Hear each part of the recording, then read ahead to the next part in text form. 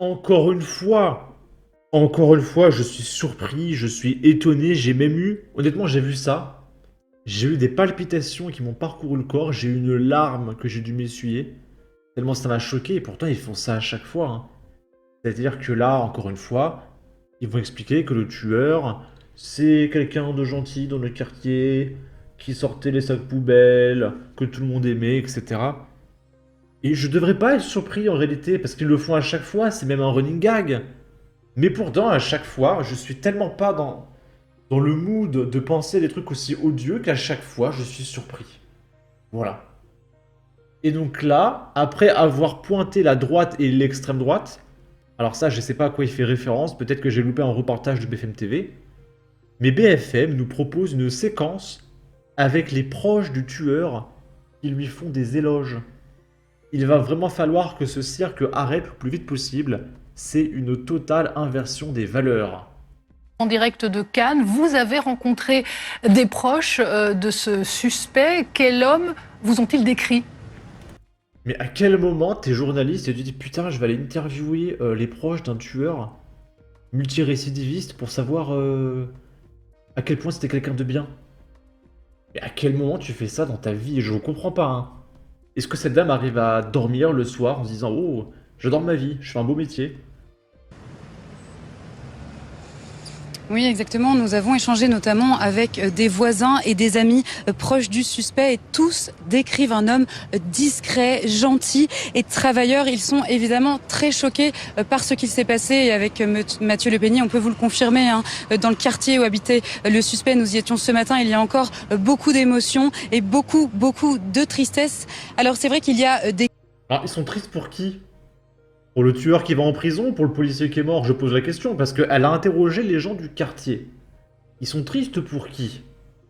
Question qui se pose autour de son alcoolémie ce soir-là et ses proches nous l'ont confié. Hein, s'il s'avère qu'il a bu ce soir-là, eh bien il a commis une grave erreur, nous disent-ils. Je vous propose de les écouter au micro de Mathieu Le Peignet. J'ai pas encore écouté, je découvre ça avec vous, mais j'ai peur, hein. Ça peut être que dû à l'alcool. Il s'est pas levé un matin et dire aujourd'hui je vais aller écraser un gendarme. C'était un gars respectueux, c'était un gars simple. Mais il te partage ça sur BFM TV, un proche qui va t'expliquer que c'est quelqu'un de comment? Généreux, respectueux, un gars simple. Et il te diffuse ça sur BFM TV. Pendant qu'il y avait la femme du mec qui pleurait, qui expliquait que son mari il était mort. Mais vous vous rendez compte? Voilà, il aidait ses parents, il vivait comme tout le monde quoi. Hein. Un banal citoyen. Hein. C'était ni une racaille ni quoi que ce soit. Hein. Alors le mec, c'est un multirécidiviste, je crois que c'était sa 10e condamnation, un truc comme ça. Mais après, de l'autre côté, je suis choqué que comment il a pu l'écraser et le tuer. Ça fait mal au cœur pour sa famille, pour sa femme, lui. Mais il n'était pas dans un état normal. Je dis plutôt que c'est l'alcool parce que je le connais, moi. Il n'aurait jamais fait ça. Il n'aurait jamais écrasé un policier. Un terrible Putain, mais accident. quelle C'est horreur! d'ailleurs la mère du suspect qui est intervenue pour lui dire d'aller se Oh là là, ils sont allés chercher la merde, mais c'est insupportable, hein! d'aller se rendre et d'assumer les conséquences de ses actes. Ici à Cannes à 17h, un hommage sera rendu au gendarme Éric Comines. Ah là, vous voyez pas, mais j'ai la main sur la bouche, sur la tête, je fais des têtes. Mais c'est lunaire, hein, mais vraiment, hein. Là, on est encore sur BFM, et le suspect, du coup, qui s'est rendu, peut-être, je sais pas. Je vous avoue que je réagis à chaud à ce reportage-là, mais j'ai pas suivi l'enquête. Apparemment, il a dû se rendre, je suppose. Et le suspect affirme avoir percuté involontairement le gendarme. Et il a quitté les lieux pris de panique. Alors pour info, on a la vidéo, que je ne peux évidemment pas vous montrer, parce qu'on voit le policier faire un quadruple salto arrière dans le ciel, après s'être fait écraser. Donc j'avance jusque là où je peux. Voilà, donc là le policier il esquive un peu les voitures, je sais pas trop comment ça se passe. Et là, il percute la voiture, et on voit qu'il commence à s'envoler dans le ciel. Donc je sais pas quoi vous dire. Je sais pas quoi vous dire. Il dit qu'il a percuté involontairement le gendarme, l'adjudant Éric Comines.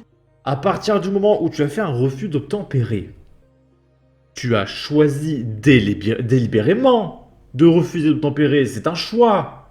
Tu as fait exprès de ne pas obtempérer. Arrêtez de dire que le mec n'a pas fait exprès, que c'est involontaire. Tu as le choix d'obtempérer là. Je cut parce que je viens de dire un gros mot. On se calme. Tu as choisi de ne pas obtempérer. C'est pas involontaire. Bordel. Qu'il ne l'a pas vu sur la chaussée au moment où il arrive avec son véhicule et que, pris de panique, il a quitté les lieux. C'est le parquet de Grasse qui vient de communiquer sur cette affaire. Cet homme de 39 ans, il est en garde à vue depuis mardi matin à l'aube. Il a été interpellé vers 4 heures du matin après donc l'accident, le drame où il a fauché mortellement ce gendarme. Ce que l'on sait, c'est qu'il a vu un psychiatre en garde à vue qui conclut à une entière responsabilité pénale. Donc il n'y a pas de débat à ce stade, même si peut-être que son avocat demandera des contre-expertises sur de possibles maladies mentales. Ce que l'on sait, nous... Mais déjà, ça, c'est un problème en France. Quand il y a un mec qui bute quelqu'un, on n'appelle pas les psychologues et les experts et les avocats, bordel. Il y a une époque, tu tuais quelqu'un, tu allais en prison. Il n'y avait pas des psychiatres et des experts, bordel. C'est incroyable, ça. C'est qu'il était sous l'emprise de l'alcool au moment du drame, au moment de percuter le gendarme. Je dis ça, je me reprends au moment où je vous le dis, au moment où il est interpellé par les policiers. On ne sait pas s'il est alcoolisé quand il percute le gendarme ou s'il a pu consommer de l'alcool dans les quelques heures avant son interpellation. Cet homme, il est donc actuellement en garde à vue, mais sa garde à vue va se terminer dans les toutes prochaines minutes. Il va être déféré au palais de justice de Grasse, présenté à un juge d'instruction qui va d'ailleurs ouvrir une information judiciaire pour meurtre sur personne dépositaire de l'autorité publique. Ça veut dire que la justice considère à ce stade que le meurtre, c'est l'homicide volontaire. Donc elle va à l'encontre des propos de cet homme de 39 ans, de ce suspect qui lui parle... Mais on s'en tape de ses propos. Il a fait un refus d'obtempérer, c'est volontaire. D'un choc involontaire. On verra quel sera les chefs pour lesquels il sera mis en examen plus tard dans la journée. En tout cas, le parquet demande, et c'est assez classique, son placement en détention provisoire. Mais évidemment qu'il sera relâché, qu'on va dire que c'est un meurtre sans intention de la donner, qu'il aura une tape sur les fesses et qu'il sera dehors dans 2 ans. On le sait très bien. Bon. Là, c'est quelques gauchistes qui se moquent de la mort du policier et de sa famille.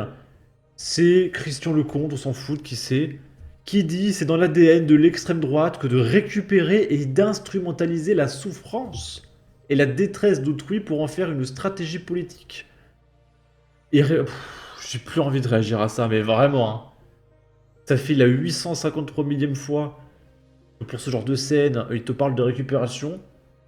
Encore une fois, pour Naël, il y avait les députés qui faisaient des TikTok, il y avait le cadavre de Naël en arrière-plan, et là c'est pas de la récupération politique, hein, évidemment. Ils ont fait des TikTok, et je me souviens. Il y a un mec, il a fait un TikTok sur la tombe de Naël, sur fond de musique triste. Je l'ai trouvée, elle est ici. La gauche fait des TikTok de la tombe de Naël. Ça date de l'époque où je faisais encore mes titres en jaune et en vert. Et j'ai mis la source. Hop. Oh, il a bloqué. Le compte a été suspendu. Oh, bah alors. C'est interdit de faire des TikTok sur les tombes des gens? Déchets que vous êtes. Donc le mec a été banni. Ok. Ok. Donc voilà, c'est insupportable. C'est insupportable. Insupportable. Là, c'est un journaliste, Thomas Soulier, de BFM TV, qui estime que l'affaire de Mougin, ou Mouguin, on s'en fout, est difficilement liée au sujet de l'immigration. Pour rappel, l'individu est un migrant capverdien condamné 10 fois. Mais il n'y a aucun rapport avec l'immigration. L'immigration, aucun rapport. Surtout que elle dit tout haut ce que beaucoup de Français pensent tout bas, sur le domaine de la sécurité, ou encore de l'immigration, même si les deux sont difficilement liés dans cette affaire. Emmanuel Macron n'est pas crédité par les Français d'un bilan exceptionnel. Ok. Oh, je sature. Hein. Là, c'est un mec qui répond sous le discours de la femme du policier. Donc, elle utilise un drame personnel pour faire l'apologie des idées d'extrême droite. Bah oui, parce que dans la mesure où l'extrême droite, les idées qu'elle porte, ce sont que tuer les gens, c'est pas bien. Oui, cette dame porte les idées de l'extrême droite. Et alors? C'est ça qu'il faudrait dire aux gauchistes. Quand ils vous traitent de facho l'extrême droite, vous répondez « et alors ?» Que c'est positif d'être d'extrême droite en 2024. Donc faut pas se sentir stigmatisé. Vous répondez et alors? Oui, je suis contre le fait de tuer les gens. Qu'est-ce que tu vas faire?